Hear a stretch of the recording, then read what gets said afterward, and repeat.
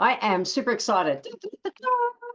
Did you know that if you've been feeling like just, not even depressed, but just not happy, your heart meridian could be out of whack? It could. And I'm super excited. I've got Dr. Maz here to talk all about heart meridian.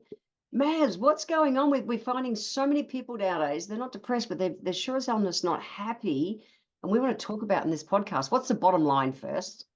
Well, the heart is ruled by the fire element, and the fire is our spark of life. It's our engagement and passion for life. And it can be under or overexpressed. And I think because we're running around like mad in our society and trying to do too much and not doing enough that fills our cup, we can end up with a really dim little pilot light in our hearts. And then we don't feel excited about things. We feel apathetic because our body's actually calling for deep rest to restore that little fire. So it's just trying to bring balance back. Okay, well, in this podcast, we're going to dive straight in. So let's go. Let's do it. Okay, that's the place to start is what things bring us deep rest, or what are the other identifying things to show that our body is calling for that deep rest that we've not been listening to? I mean, there can be really so many, but it can be like lack of excitement or engagement or apathy, lack of motivation or procrastination can be some of those things. Sometimes when we get overtired, it goes paradoxical and we can't sleep. We're so stressed out and so exhausted that we have disrupted sleep or really intense dreams that stop us from going deep.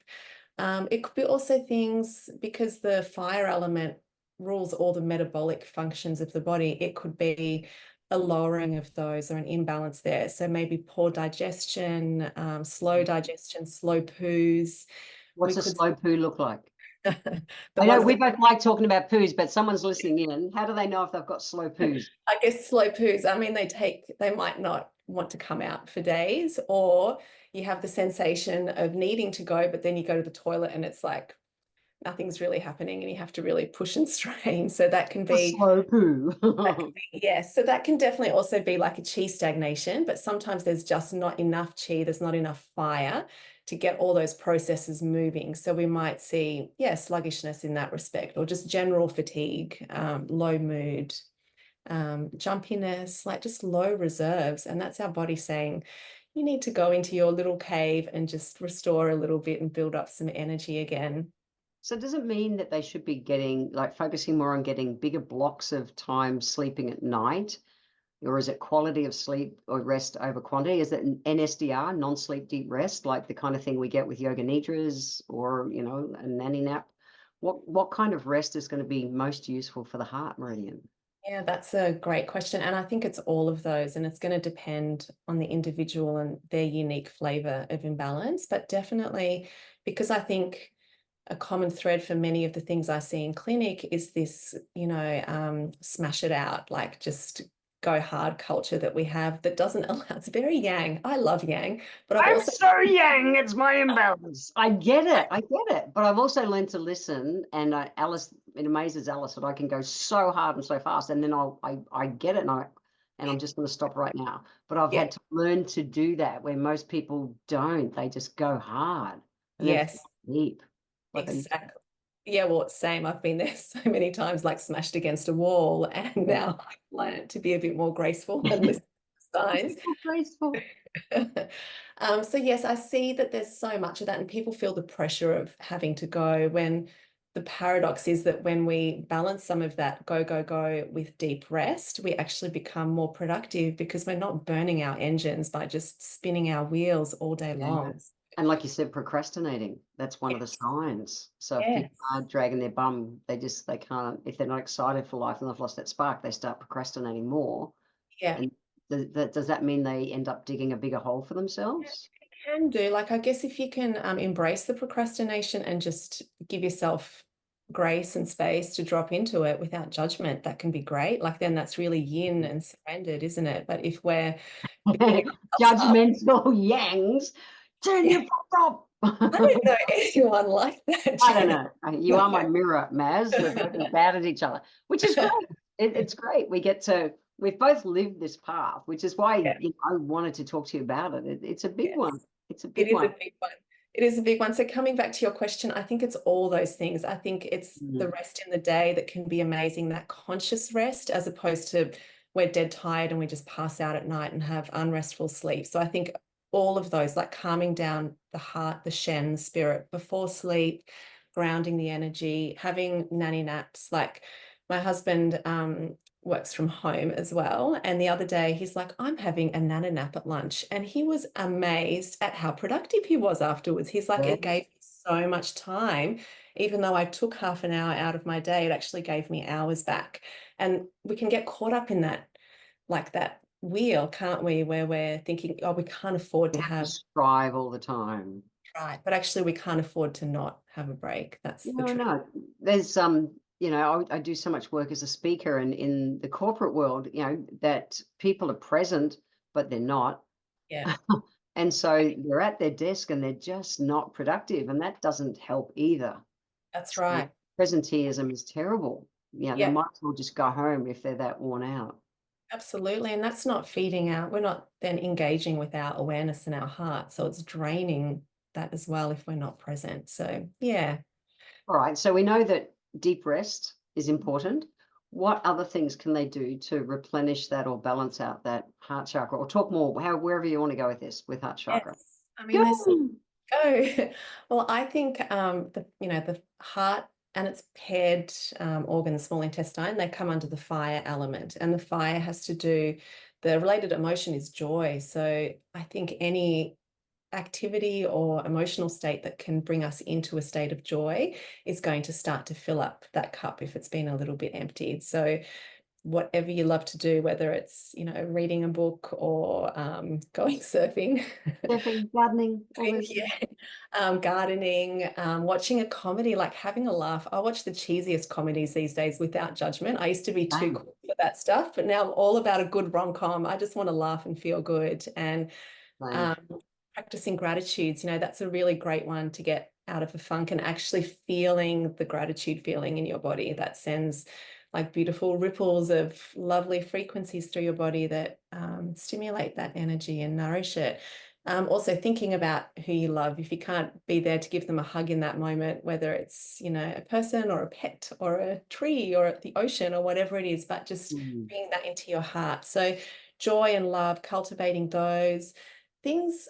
I think like opening the chest space as well. Like we spend so much of our life like Yeah, over, right? yeah. Um, I yeah, sure have. I've done that.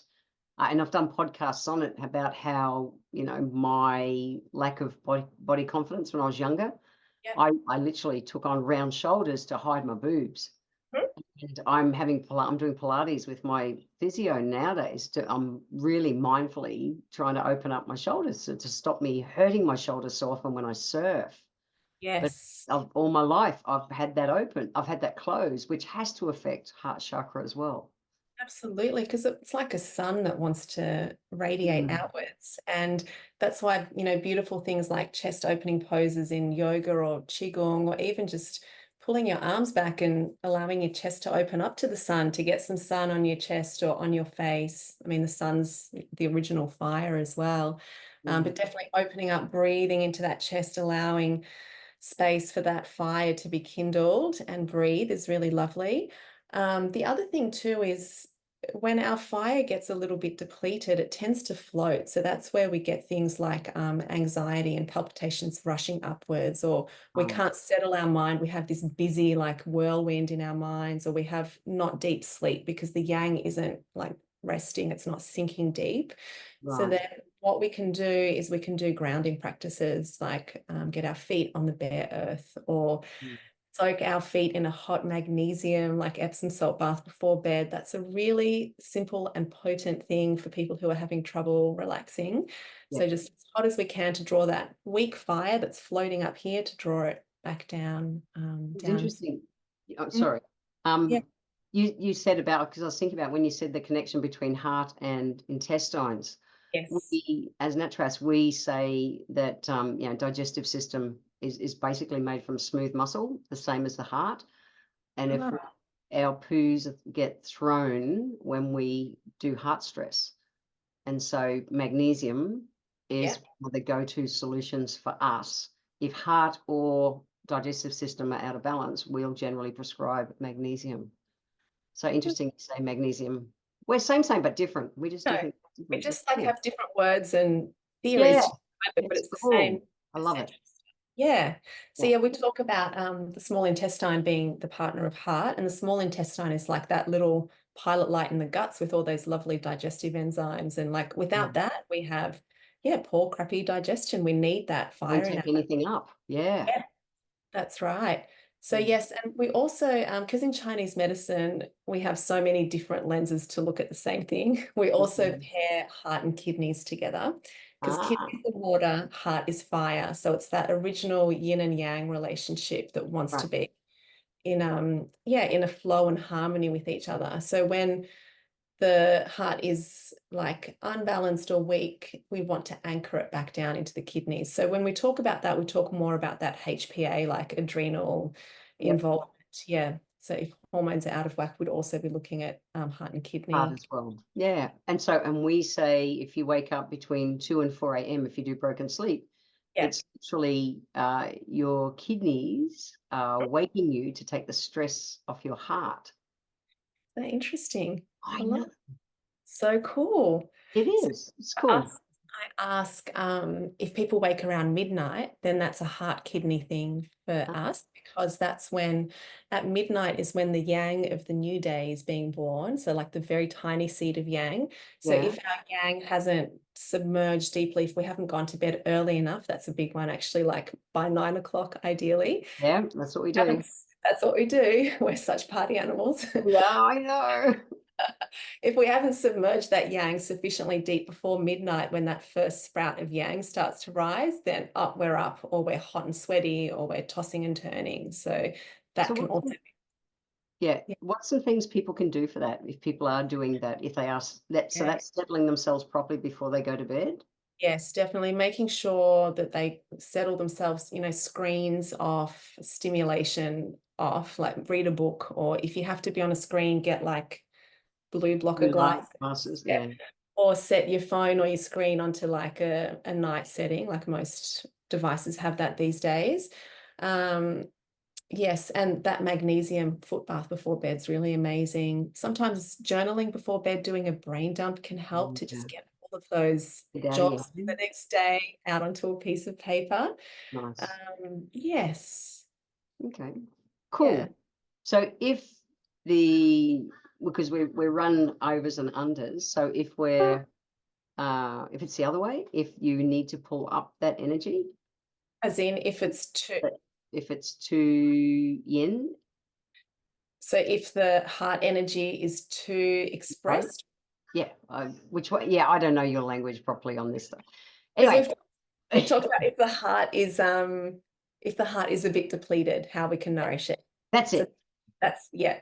And so the opposite of that is we can have this flaring fire, which can express as like mania or overjoy, we call it, like where there's this Ah, ungrounded, we're not really sitting in ourselves. We're not embodied in our experience. We're projecting this like manic energy of everything's great, or this is super exciting, or chasing that next bit of excitement to keep giving us that like, whew, which is yeah, kind of an adrenaline addiction, right? yeah. Also, Never oh, seen that. no, me either. I wouldn't know Oh, what that feels no. like.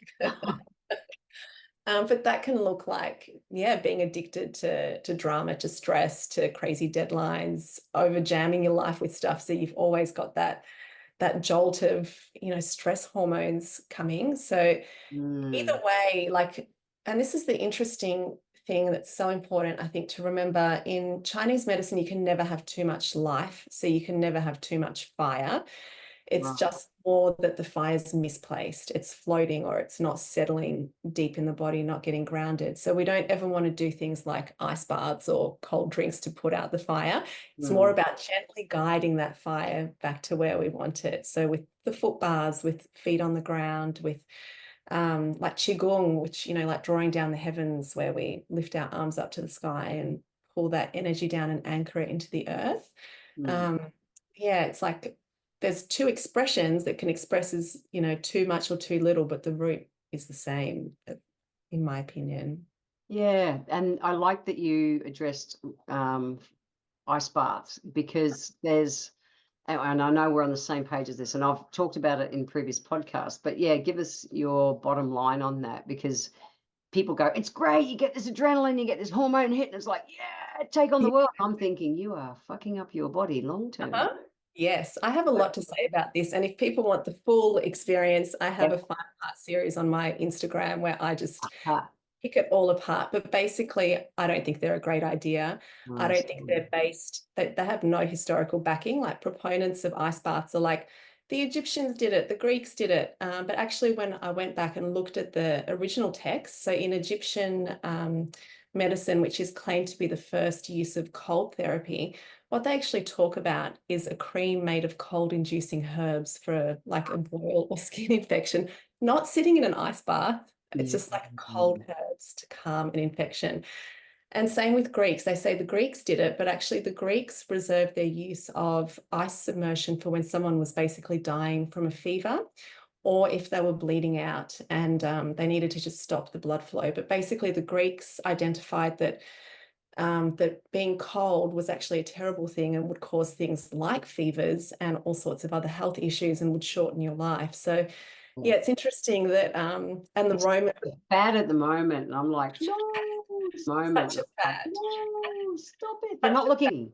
I know. And it's like you said, I have the same opinion. I think because we're already as a culture so driven to like addicted to stress and adrenaline, it gives Yeah, us that like it squeezes the life out of us, literally out of our kidneys. yeah, We feel temporarily amazing because we're flying high on stress hormones, yeah, but it's depleting our deep reserves that we need to age well, to heal yeah, and repair for the long term. And I think unfortunately, in 10 or 20 years' time, we're going to see a lot of health complications as a result of this mania.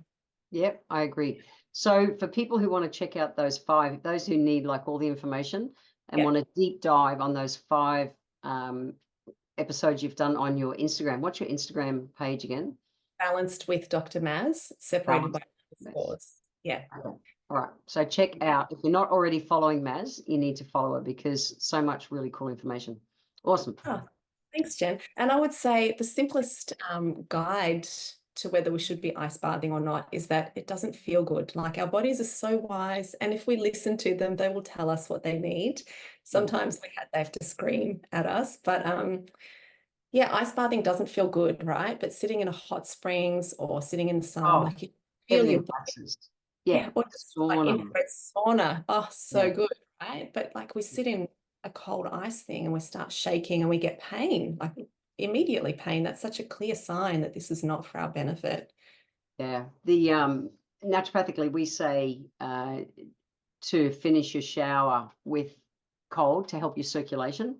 But that's it. It's not like, yeah, dive into an ice bath. I see reels and things of people bragging, hey, I'm doing 10 minutes at 3 degrees. And I think, I really feel for your body. Yeah. Yeah. Taking the life out of it.